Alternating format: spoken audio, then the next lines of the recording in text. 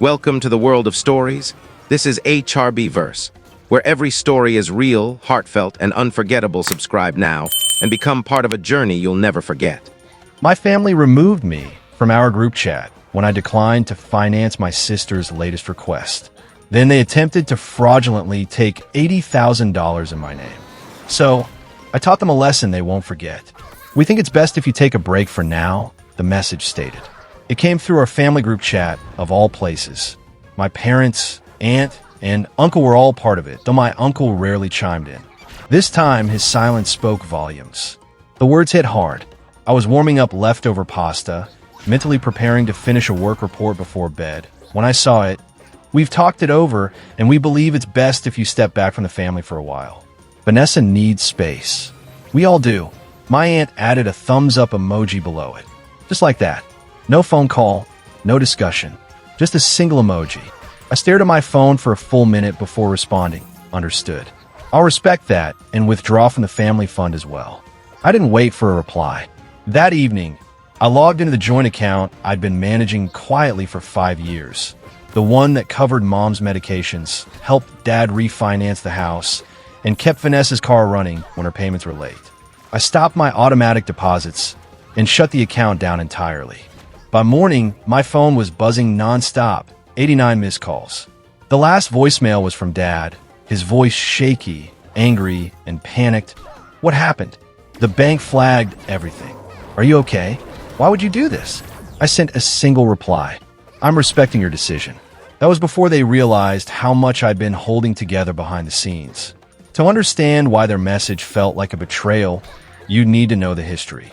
5 years ago, Vanessa was hospitalized for the second time. Dad called me, sobbing from pharmacy parking lot. "She's not going to make it, son. They won't admit her without insurance. We're out of options." That night, I emptied my savings to cover her rehab costs. She stabilized for a while, and everyone called it a miracle, but no one ever acknowledged that I made it possible. No one offered to pay me back. No one even asked how I was holding up. It didn't stop there. When Mom was diagnosed with diabetes, I started paying for her prescriptions. Dad's hours were cut at work. Vanessa's stability came and went. Every time she hit rock bottom, they turned to me, quietly, desperately. At first, it was small amounts, $200 here, a short-term loan there. Then they asked if I could set up something permanent, like a family emergency fund. I was 27, single, working 80-hour weeks in finance. It seemed reasonable, I told myself. I could handle it, so I did. I created a family fund in my name, funneling money from Mom's meds, Vanessa's therapy copays, and even the utility bill when they fell behind. They gave me access to everything, passwords, account details, balances, not out of trust, but because they didn't want the hassle. They called me the responsible one. What they meant was the convenient one. My life became a ledger of unspoken sacrifices. Meanwhile, Vanessa spiraled again. She got a DUI in 2020, and I paid for her lawyer. She moved in with a guy named Eric, who was supposedly not abusive. When she fled from him in the middle of the night, I was the one who sent her money for a hotel and food. I never saw a dime repaid. They never asked where the money came from. They never noticed the spreadsheet I kept to stay afloat, or how I moved to a smaller apartment, skipped trips, and ate rice for dinner more nights than I'd admit to keep them going. I was their financial shield, and for a while, I accepted it. Then came the Christmas incident 2 years ago. Vanessa threw a fit when I refused to buy her new tires after I'd just covered her rent. She told our parents I was making her feel judged. That night, Dad texted me, "Try to be more compassionate, son. She's in recovery. You don't know how hard that is." Something inside me broke, not loudly, but like a quiet crack. Under pressure, I didn't reply.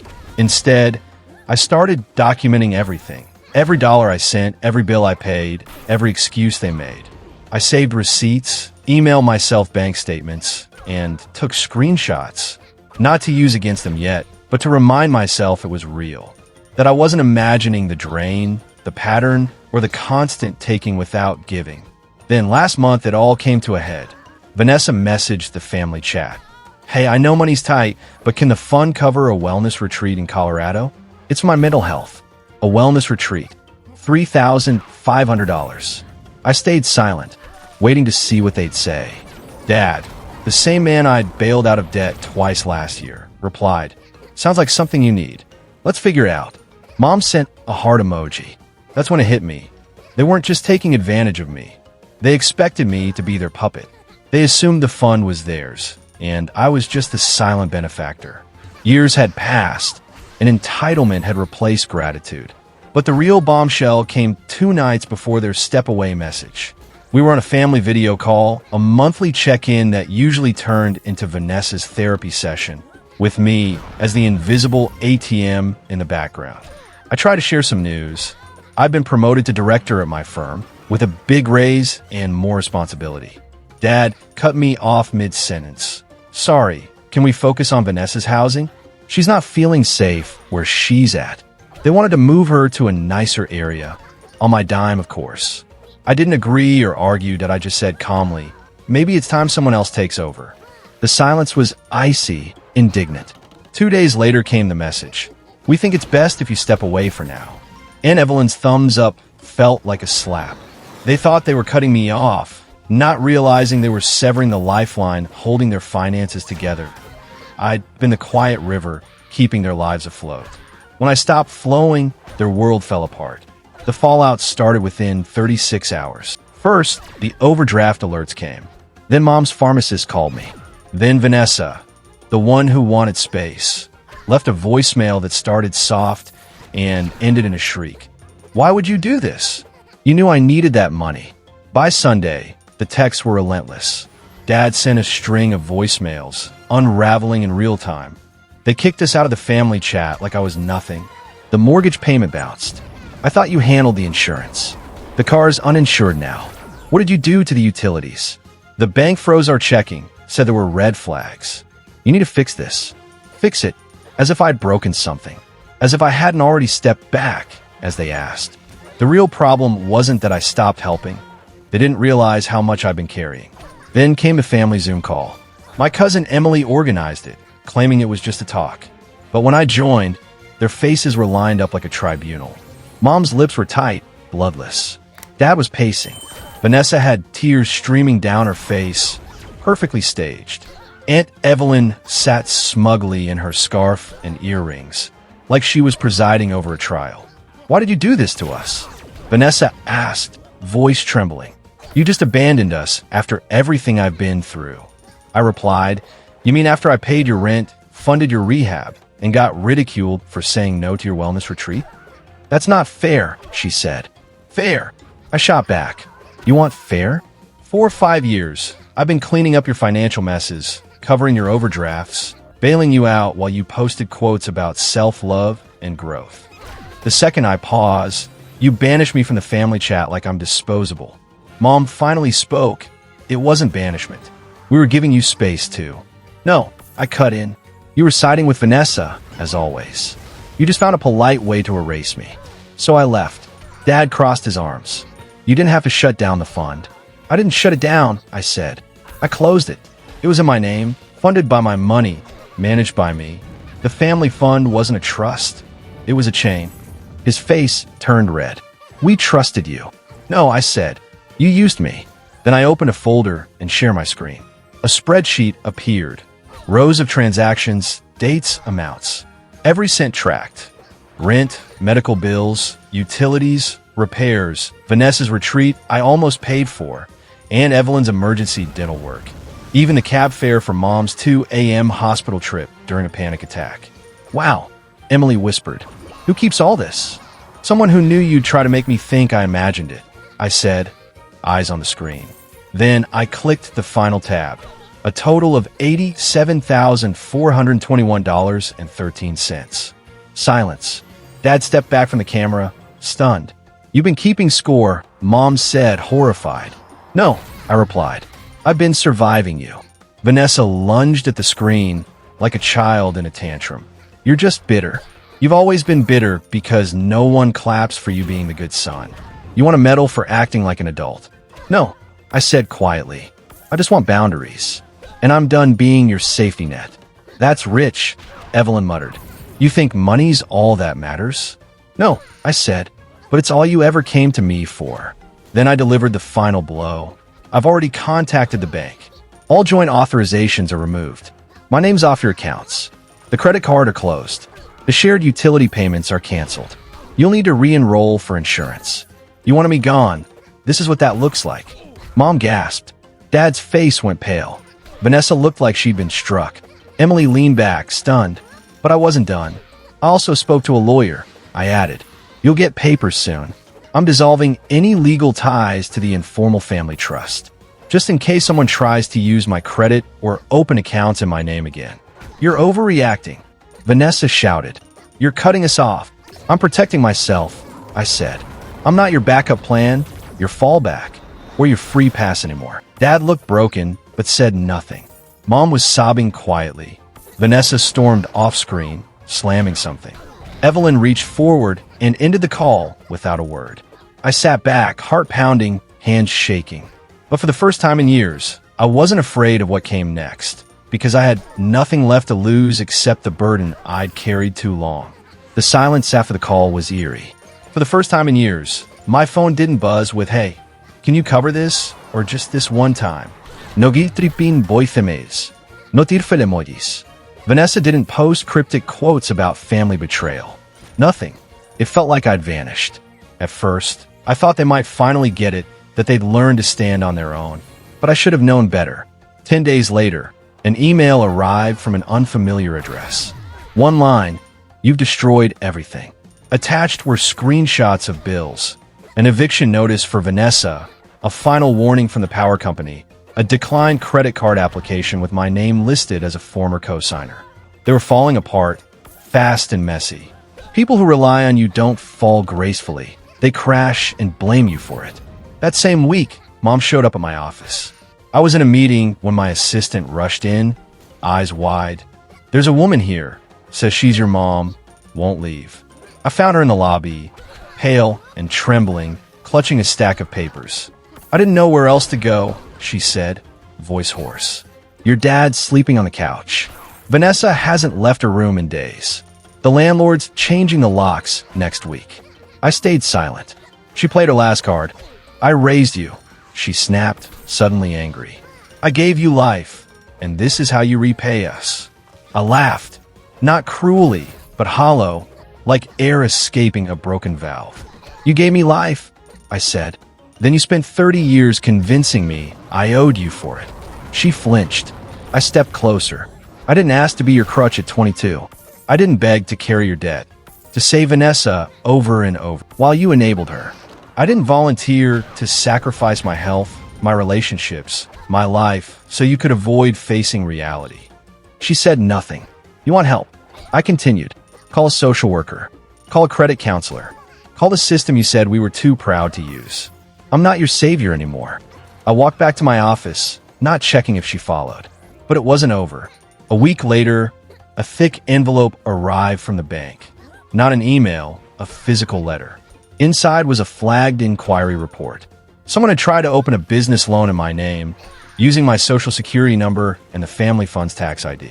The loan was for $80,000 under Vanessa Grace Wellness Services, LLC. I froze. There was no such company, no LLC, no tax record, no license. But the application included a forged signature that looked like mine.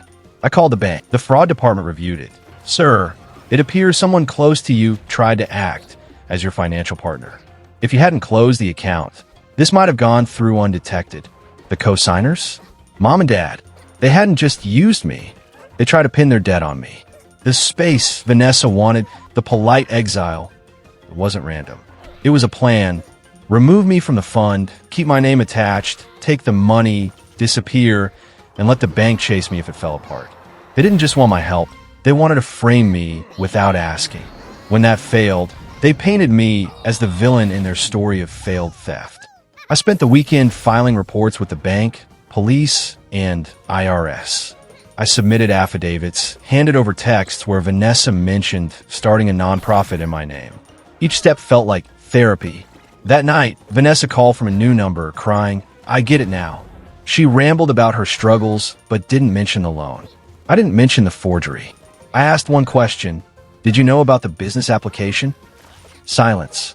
The line went dead. I blocked the number. That's when the real change happened. Not in them, but in me. I started sleeping better.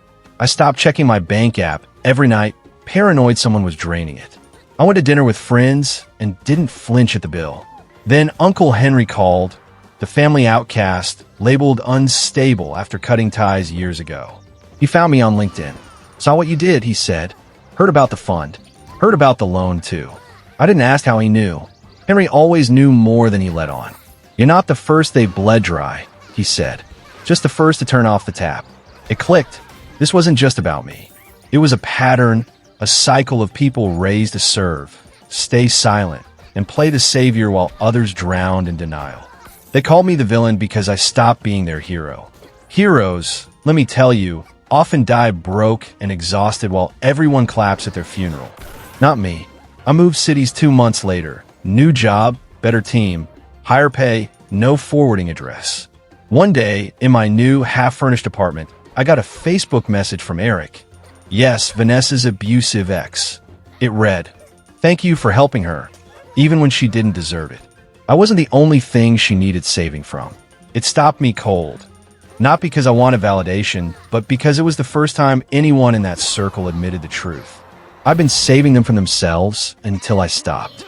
And when I did, the silence wasn't remorse, it was freedom. It's been almost a year since I closed the fund, since the group chat exile, since the 89 missed calls and one fraud attempt for $80,000 in fake wellness services that I kept expecting guilt to creep in, whispering they're your family. Maybe you went too far. Maybe you could have saved them. But all I feel now is peace. Not the fake kind you force at family dinners while swallowing tears as someone calls you the responsible one. Real peace.